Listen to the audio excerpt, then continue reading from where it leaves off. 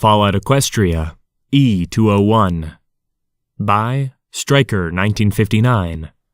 Read by Forrest M. Featuring the voice of Striker1959. Entry 7. The Journey North. Patrol Picket E-201. Captain Steadfast. So are you sure that you've got everything you need? Dusk asked as we walked back to the cargo bay. It's been 2 days since our encounter with the Raptor and the Pegasi's surprise intervention, and we had returned to Manhattan to plot our trip north to find the research base. After running through a brief mental checklist, I nodded. I'm pretty sure that we do. I replied. Commander? The two of us turned around and saw that Spark had decided to join the two of us. What's up, Spark? Dusk asked. Before you go, I was hoping to ask you for a favor, Spark said as he fished a small laminated picture out of his jacket. My son was in the Royal Guard. Do you think you could figure out what happened to him? I was a bit surprised at Spark's question, only finally making a move once he handed Dusk the picture. I didn't know you had any kids. That's because I don't like talking about it, Spark replied, looking rather downtrodden.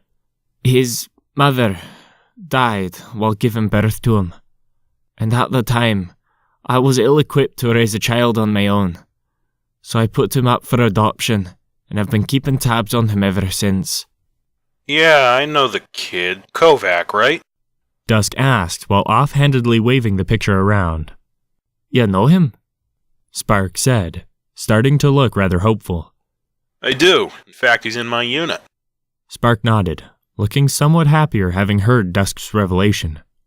Well, if we don't come back, please, when you feel he's ready, tell him who his father was. I wanted to say something, but instead remained quiet.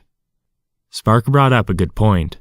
There's a very good chance that we won't be coming back from our northern excursion. Do you really think you won't be coming home? Dusk asked.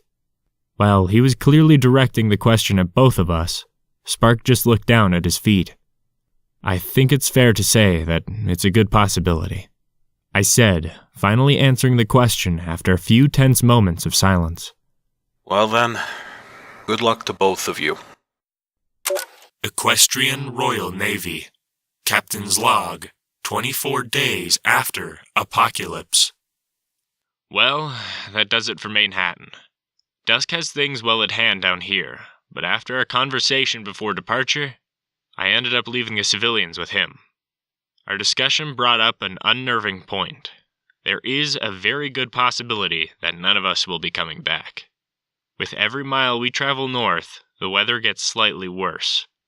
Now I can't help but question if we'll actually make it to the research post. Is the weather going to continue to get worse until we can no longer travel north? And if that's the case, then what do we do? I wouldn't be able to bring myself to go back to the bunker and wake Porter up. I've got to be honest, but I don't know what I'd do. But I assume that we'll see soon enough.